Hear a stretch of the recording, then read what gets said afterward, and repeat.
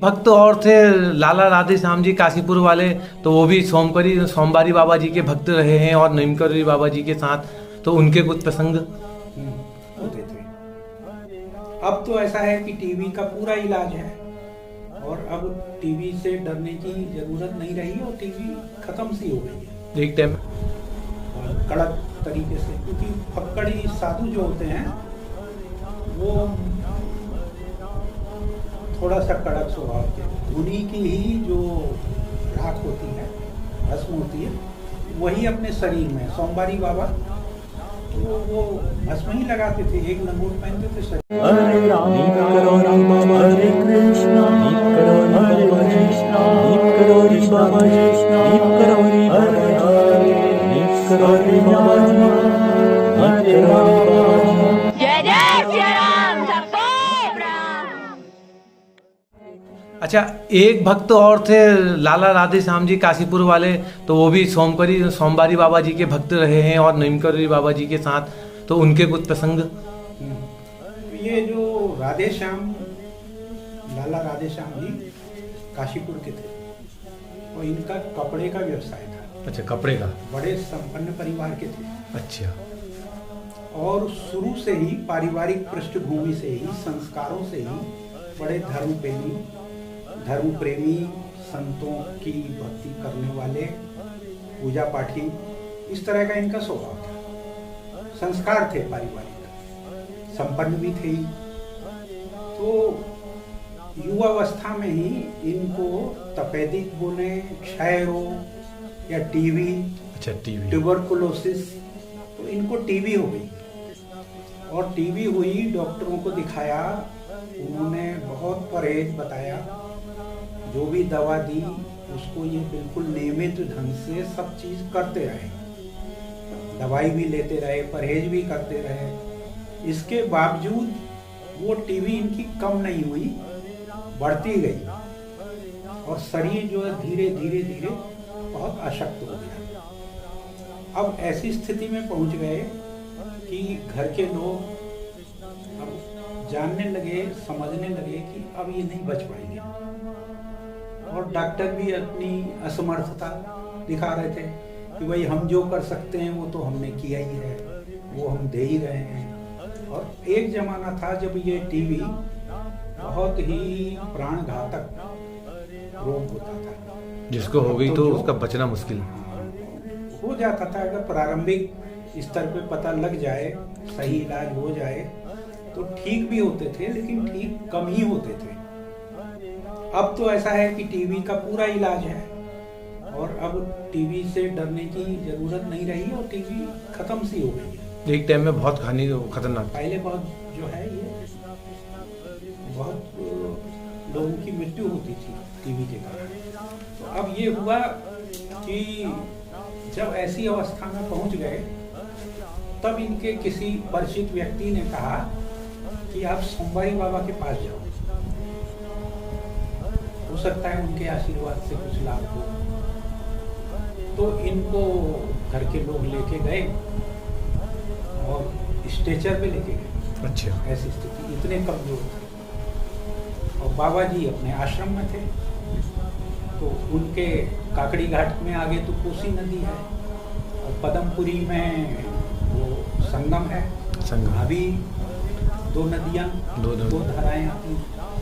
तो इस प्रकार जब वहाँ पहुँचे तो महाराज जी जब दूर से ही, यानी कि उस जलधारा के सामने, उस नदी की दूसरी ओर, इधर बाबा बैठे थे अपने आश्रम में और नदी पार करके आना होता था। तो जैसे अभी मैंने बताया, हब्बा जी ने अपनी पैंट ऊपर चढ़ाई घुटने तक, पुल भी नहीं हुआ, चल के ऐसे ही लोग जाते थे, पुल भी नहीं।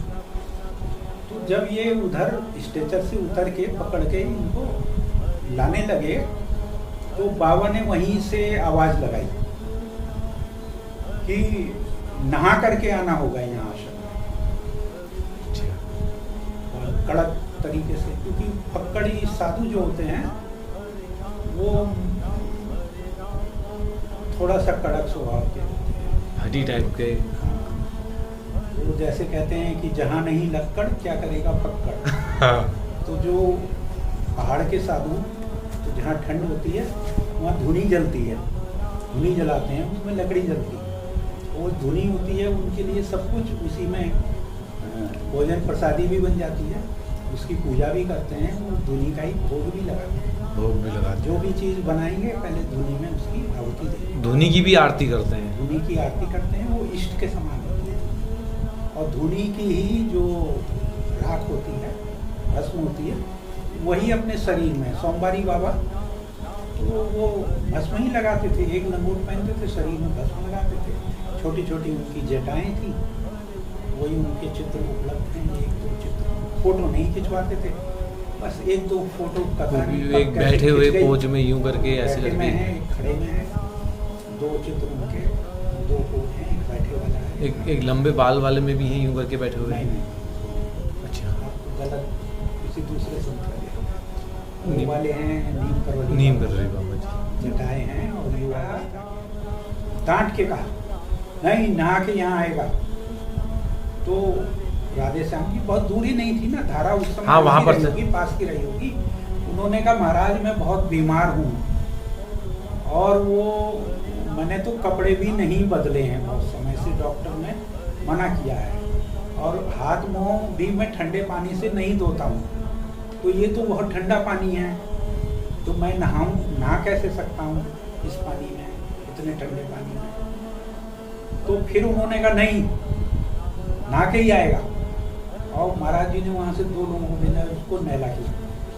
अच्छा, तो दो लोग गए वहाँ उनके, फिर उन्होंने कपड़े वपड़े उतार के नहाए और पहने, जो भी और उसके बाद जो है वो इधर आए, उनका बदन वदन पहुंचा गया।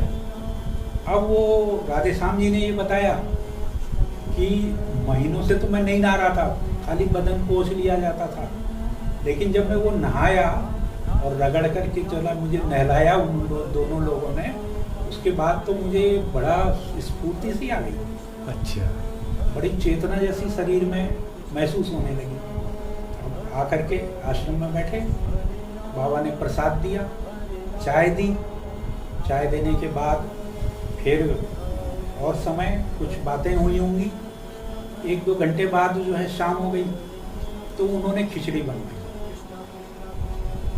और खिचड़ी इनको खाने को दी।